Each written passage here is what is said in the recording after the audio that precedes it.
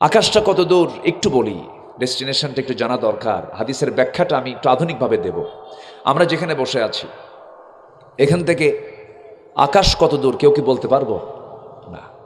তবে সূর্য নিয়ে একটু আমরা গবেষণা করছি, চিন্তা ভাবনা করছি। দুনিয়ার মানুষ 9 কোটি 80 লাখ 30 লাখ যাই হোক, যে লাখই হোক, এত দূরে। আচ্ছা, মানুষ চাঁদে গেছে, এরপরে সমুদ্রের তলদেশে গেছে, হিমালয়ের অহংকারে মাথা জয় করেছে, অনেক কিছুই করেছে মানুষ, আকাশে উড়িয়েছে বিজয়ের কেতন, অনেক কিছু করেছে। কিন্তু আমরা যেখানে বসে আছি এখান থেকে আকাশটা কত দূর এটা পরিমাপ করা খুবই কঠিন, কেউ পারেনি আজ পর্যন্ত।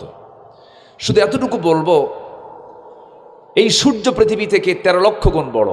এর চাইতে তারকাগুলো যে আছে, সুপারনোভা, বেটেল জুইস একটা তারকা আছে, যে তারকা সূর্যের চাইতে একটা তারকা 33 কোটি গুণ বড়। কয়টা তারকা? একটা। এরকম 500 বিলিয়ন গ্যালাক্সি মহাশূন্যে আল্লাহ পাক রেখে দিয়েছেন। 500 বিলিয়ন গ্যালাক্সি, যে গ্যালাক্সির মধ্যে আল্লাহ পাক কোটি কোটি তারকারাজি রিজার্ভ রেখে দিয়েছেন। আল্লাহর জায়গার কি অভাব আছে? আজ অভাব আছে? সামান্য সবুজ ভূখণ্ড নিয়ে কি কাড়াকাড়ি, ঠিক আছে না? আল্লাহ বলছেন দেখ আমার জায়গা কত বড়। তো মানুষ যদি পৃথিবীর সবচেয়ে নিকটবর্তী একটা তারকার দেশ আছে, তার নাম হলো প্রক্সিমা সেন্ট্রাই। প্রক্সিমা সেন্ট্রাই এটা পৃথিবীর সবচেয়ে নিকটবর্তী তারকা। মানুষ চাঁদে গেল, সূর্যে যেতে পারবে না কখনো। এই তারকার দেশে যদি যেতে চায়, এই পৃথিবীর কোনো যানবাহন দিয়ে যেতে পারবে না, তবে চেষ্টা করলে করতে পারে। নভোযান, একটা নভোযান পৃথিবীতে এসেছে লেটেস্ট, অ্যাপোলো 11, যার ঘন্টার গতি হলো 39,000 কিলোমিটার, ঘন্টার গতি পার আওয়ার। এই গতি সম্পন্ন নভোযানে চড়ে যদি কেউ রওনা দিয়ে দেয়, পৃথিবীর সবচেয়ে নিকটবর্তী তারকার দেশ প্রক্সিমা সেন্ট্রাই তারা যেতে সময় লেগে যাবে 1,15,000 বছর মাত্র। যাবেন কারা কারা? হাত তোলেন। আসেন কেউ যাবার? বলেন আমি কে, আমি কি, আমি উল্লেখযোগ্য কিছু? বলেন তো, আমি কি আল্লাহর সৃষ্টির কি উল্লেখযোগ্য কিছু? কিচ্ছু না তো। আমি 1,15,000 বছর শুধু লাগবে সবচেয়ে নিকটবর্তী তারকার দেশে যেতে। এই তো আকাশ, তো কোনো খবরই নাই। সেই মহাশূন্য আকাশের কালার কিন্তু নীল না। ওয়াসসামা'i যাতির রাজা, এটাও অনেক লম্বা কথা, নবমণ্ডল নিয়ে আজকে আমি আর কথা বলবো না। ওয়াসসামা'i যাতির রাজা, আকাশের কালার নীল নয়, নীল দেখা যায় কিন্তু আকাশের কালার কোনো নীল নয়।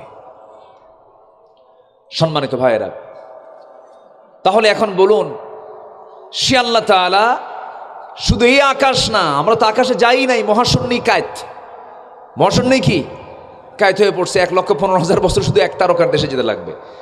তাহলে সে আল্লাহ তাআলা এই আকাশ, এরপর আরো এর চাইতে ডাবল বড় আকাশ, ডাবল দূরত্বে, তৃতীয় আকাশ, চতুর্থ আকাশ, পঞ্চম আকাশ, ষষ্ঠ আকাশ, সপ্তম আকাশের উপরে আরশে আজিম, ওয়াসিআ কুরসিয়ুহুস সামাওয়াতি ওয়াল আরদ, সেই জায়গায় তিনি সমাসীন আছেন। সেখান থেকে প্রত্যেক রাত্রিতে তিনি ফিস সামাঈদ দুনিয়া, দুনিয়ার আকাশে এসে বলেন, কোন ক্ষমা প্রার্থী আছো আমার কাছে ক্ষমা চাও, আমি তাকে ক্ষমা করে দেব।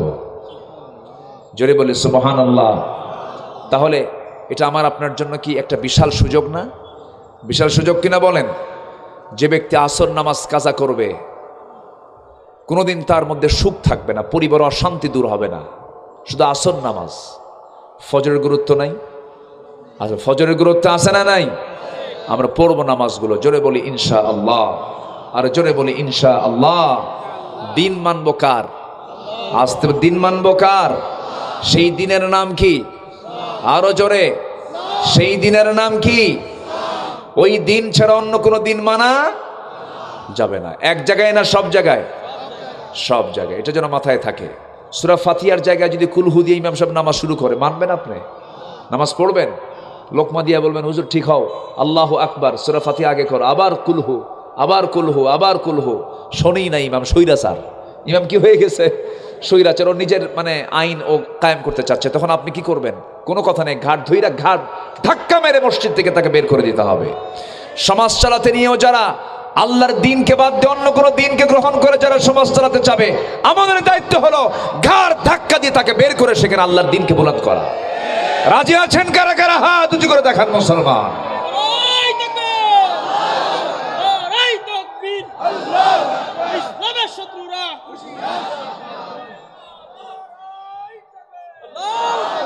আল্লাহ কবুল করুন, জোরে বলি আমিন, আরো জোরে আমিন। আমার নবীজি সুন্দর একটি রাষ্ট্র গঠন করেছিলেন, কি দিয়া বলুন, কি দিয়া? কোরআন যতদিন ছিল না রাসূলকে চেষ্টা করেন নাই? আস্তে কোন চেষ্টা করেন নাই? চেষ্টা করেছেন, কিন্তু সফল না ব্যর্থ? ব্যর্থ হয়েছেন রাসূল, ব্যর্থ, পারেন নাই। 40 বছর তো জীবনে কম সময় না, 63 বছরের 40 বছর চলে গেছে তার নবুয়ত পেতেই। এই 40-এর 15 থেকে ধরুন, 15 থেকে একটা মানুষ ম্যাচিউরড হয়ে যায়, বালেগ। কত বছরে বালেগ হয়? হয় না 15তে বালেগ হয়ে যায় না? 15 থেকে শুরু করে নিয়ে 40, এই 25 বছর আমার নবী কি চুপচাপ ছিলেন নাকি? রাসূল কি চুপচাপ থাকার মতো মানুষ মনে হয় আপনাদের? রাসূল কি চুপচাপ ছিলেন? চুপচাপ থাকতে পারেন? তার একটা প্রমাণ, হালফুল ফুজুল গঠন করেছিলেন, পারেন নাই। অনেক চেষ্টা করেছেন, পারেন নাই, সব ব্যর্থ। রাসূল যদি ইসলাম ছাড়া চেষ্টা করে ব্যর্থ হন, আপনি কোন সাদামাতা? আপনি কি চান? আপনি কোন কি হয়ে গেছেন যে আপনি ইসলাম ছাড়া সমাজকে ভালো কিছু দিতে চান? ইসলাম ছাড়া যে সমাজকে ভালো কিছু দিতে চায় ও ভণ্ড। ও কি বলেন? ভণ্ড। ইসলাম ছাড়া কেউ সফল হতে পারে না। আমার রাসূল কোরআন দিয়ে সুন্দর একটি রাষ্ট্র তিনি গঠন করেছিলেন। সে রাষ্ট্রের কিছু আদর্শিক দিক আমি তুলে ধরবো। আজকের সামাজিক জাতীয় প্রেক্ষাপটে এই কথাগুলো প্রযুক্তির মধ্য দিয়ে চলে যাবে, অনেকের কাছে এই কথাগুলো চলে যাবে। আমাদের একটা মেসেজ যাওয়ার দরকার আছে না নাই বলুন তো? আছে। সম্মানিত ভাইয়েরা, রাসূল যে রাষ্ট্র গঠন করেছিলেন সে রাষ্ট্রের 1 নম্বর দিক হলো তাওহীদ প্রতিষ্ঠা করেছেন। কি প্রতিষ্ঠা করেছেন? তাওহীদ। শিরকের কোনো গন্ধ তিনি রাখেন নাই। আজানের জবাব দিয়ে দেন, আজানের জবাব দিয়ে একজন দেন, তাহলে তো হয়ে যাচ্ছে। সবার হক একজন আদায় করুক, কোনো সমস্যা নাই। যে আজানের উত্তর দেন আমি আলোচনা চালায়া যাই, নাকি? কারো কোনো সমস্যা নাই তো? জোরে বলি ইনশাআল্লাহ। জি, আমার দিকে তাকান, কেউ উঠবেন না। ওই যে একজন বাচ্চা নিয়ে উঠতেছেন, কেউ উঠবেন না। আজান হলে পরে আবার নামাজি লোকের স্বভাব কি জানেন? ছটফট শুরু হয়ে যায়। এটা সবারই তো, আমার ক্ষেত্রেও হবে। যারা নামাজ পড়ে তাদের একটা ছটফটানি শুরু হয় যে আজান হলো, আর কতক্ষণ দেরি করব, কতক্ষণ দেরি করব। রাজুলুন কালবুহু মুআল্লাকুম বিল মাসাজিদ। আল্লাহ তাআলা ওই বান্দাকে আরশ আজিমের ছায়ে জায়গা দিবেন যার দিলটা মসজিদের সঙ্গে লটকানো থাকে। যেরকম সুবহানাল্লাহ। এটা ভালো দিক, কিন্তু আজকের দিনের জন্য, এখনকার সময়ের জন্য আমরা এখানে আজকে লটকায় রাখবো নামাজকে। জোরে বলি ইনশাআল্লাহ। আমরা সবাই বসি, আমরা আর একটু সময় এই পয়েন্টগুলো আমি শেষ করার চেষ্টা করছি ইনশাআল্লাহ। নাম্বার 1 হলো রাসূল শিরক উৎখাত করেছেন। আমার নবীজি যে সময়ের মক্কার বাসিন্দা ছিলেন, ওই সময় শিরকের কাজটা এত বেশি ছিল যে ওরা এত মূর্তি বানাতো, মূর্তির আধিক্য এত বেশি ছিল যে তারা কাবা শরীফের ভিতরে পর্যন্ত 360টা মূর্তি ঢুকায় রাখছিল। যেরকম নাউজুবিল্লাহ। রাসূল এগুলো দেখেছেন 13 বছর। কত বছর দেখেছেন? 13 বছর। এবং কিচ্ছু করতে পারেননি। রাসূলের কাছে সে সময় ক্ষমতা ছিল না। তখন ক্ষমতায় ছিল হলো আবু জেহেল। ক্ষমতা ছিল কে? আবু জেহেল। ক্ষমতা থাকার কারণে রাসূল মার দিয়েছেন না মার খেয়েছেন? বলেন বলেন বলেন। মার খেয়েছেন। সারা জীবন তো মায়ের খাওয়ার সময় আসে না, মায়ের দেওয়ারও সময় আসে। আসে কি না বলেন? এখন তো কেউ আর আসে না। এখন পুলিশ নিজেই ফোন দিয়ে বলে যে হুজুর কিছু লাগবে কি? হ্যাঁ, কোনো প্রটোকল লাগবে? কমিটিকে ফোন দিয়ে বলে কিছু লাগবে ভাই, কমিটি ভাইরা। অথচ মাত্র কয়েক মাস আগেই আমাদেরকে ঢুকতে দেয় নাই। কমিটিকে কত কি করেছে, থানায় গিয়ে বসেছে, অনুমতি পায় নাই, কত ঝুট ঝামেলা হয়েছে। সবগুলোকে আল্লাহ পাক উল্টায় দিয়ে একটা সুন্দর পরিবেশ তৈরি করেছেন। তিনি আমার কে? আসতে বলবেন না, তিনি আমার কে?